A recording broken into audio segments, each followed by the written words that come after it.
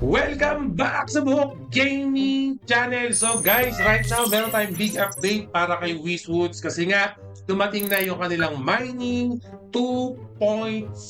Again guys, si Wizwoods play to earn to gamit ang inyong mobile device. So Buhok Gaming, ano yung update para kay Wizwoods? So kung makikita nyo, nag-start na po yung Mining 2.0.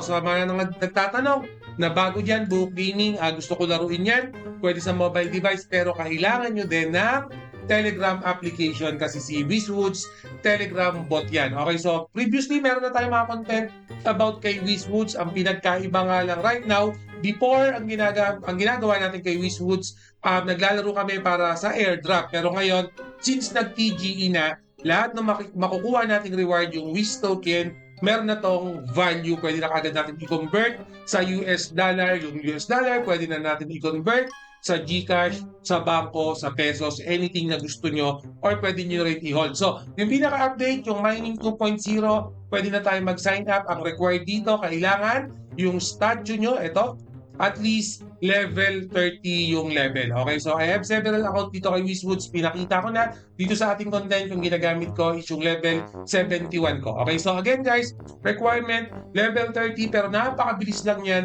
ipa-level 30. Believe me kasi ilang days lang yan, level 30 na, lalo na kung masipag ka at syempre may magaganda NFT ka or yung tinatawag natin na mga wizards. So ito may mga several wizards tayo dito. Alam ko, ang wizard ng account na to is 52. Okay? So balik tayo sa mining. Click natin yung mining 2.0.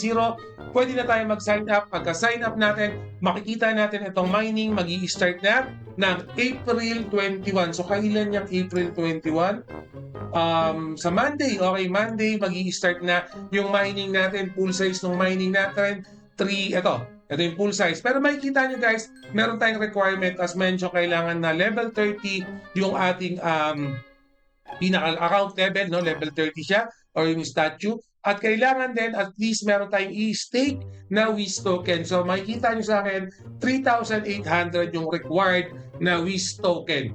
Again, hindi ito pare-parehas, no? Depende sa account nyo kung ilan. So for example, baka mamaya, level 30 kayo, much probably, mas mababa lang yung Wiz token na required para sa account nyo. Depende kasi sa account nyo yung staking requirement dito sa Wizwoods. So, kung sa akin, 3.8, pwedeng yung sa iba dyan, 5,000, pwedeng 4,000, pwedeng 300 lang, pwedeng 200 lang. Kasi nga, per account, depende, iba-iba yung level natin, iba-iba yung requirement sa staking natin. So, Buhok Gaming, gusto ko sana mag-stake, no? Tulad mo, wala kang account, so, or walang laman yung Wiz wallet mo. Pag pumunta tayo dito, makikita natin zero na yung Wiz wallet ng account na to. Pero don't you worry, so right now kasi lalagyan natin yan, no? So, pwede akong mag-click ng receive. Pinaklik natin yung receive, no? So, ito yung account ng Wiz token ko. Depende rin sa inyo guys, kung ano yung sa inyo. So, for example, ito.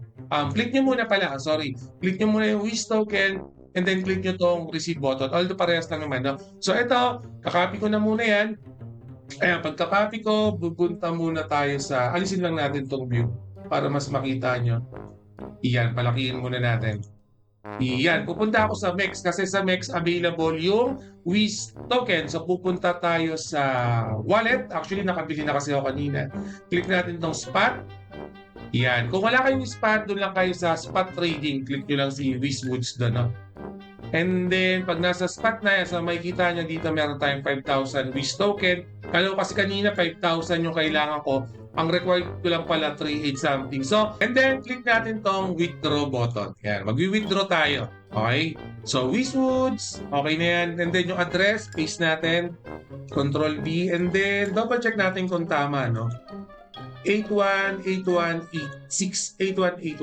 So tama, yung network dapat Vera Chain pero automatic naman dito. Yung withdraw amount natin 4,000 lang muna natin. Yan, hindi na tayo magre-remark. 3.990 marireceive natin. Okay lang yan. Click natin yung submit. Yan, so wait na lang natin sa account natin. Pero ito, i-verify ko lang muna nito kasi wait na natin sa main account natin. So yan guys, na-receive na natin, no? 3,990 yung na-receive natin sa Wiz token, no? So since na-receive na natin yan, click nyo tong Mining 2.0 sign up. Okay, so makikita nyo, naka-red pa rin yung Wiz na requirement. So huwag kayo mag-panic, no? Click nyo lang tong sign up now. Pag click nyo yan, click nyo tong go. Okay, and then from here on, dapat yung withdraw natin or i-deposit natin, ilalagay natin in-game kasi nasa wallet pa lang yan, no? Lagay natin to sa in-game, click natin deposit in-game. So, since 3.8 lang naman yung kailangan ko, 3.8 na lang ilalagay natin dito. So, 3.8. Yan. 3.8. Deposit into game. Yan. So, click confirm. By the way, pag ginawa nyo itong transaction na to, make sure na kahit pa paano may laman yung Bera nyo o yung token nyo o yung wallet nyo rather may laman na Bera token, no? Kasi may kaprasong gas yan. Konting-konti lang naman. So, make sure kahit $1 na worth of Bera may laman yung mismong token or mismong wallet nyo. Okay? Pag wala kasi, hindi nyo mapaprocess yung transaction fee dito kay WizWoods. So, wait lang natin. So, ayan guys, nakalagay. Tapos na, na-deposit na natin in-game. Click lang natin yung confirm. Back lang natin. And with that, makikita nyo guys, all goods na ako. Pwede na ako mag-sign up. Click natin sign up now. Yan, sign up na ako. So, ibig sabihin, hihintayin ko na lang yung schedule nila April, ayun nga, Monday, no? This Monday, okay na yan.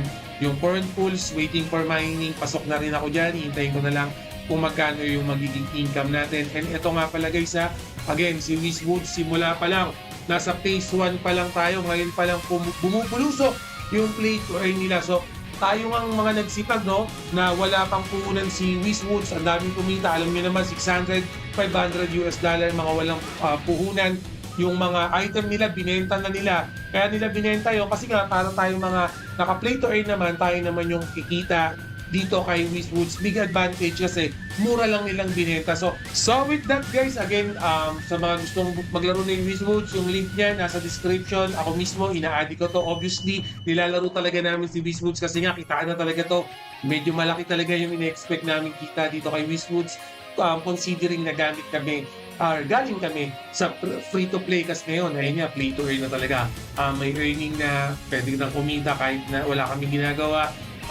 Idle lang, kahit natutulog kami kung sana siyang nagpa-farm, malaki-laki yung pwede namin kitain, malaki-laki yung potential right now ni WizWoods. So nasa inyo lang talaga yan guys, kung ganito yung gusto nyo klaseng play-to-earn. Pero again, in the end of the day, kailangan nyo pa rin i-double, triple check itong si WizWoods kasi kayo pa rin yung magdi-decide kung gusto nyo talagang laruin itong ganitong klaseng games. And guys, always remember, Book Gaming loves you all. See you again in my next video. Salamat!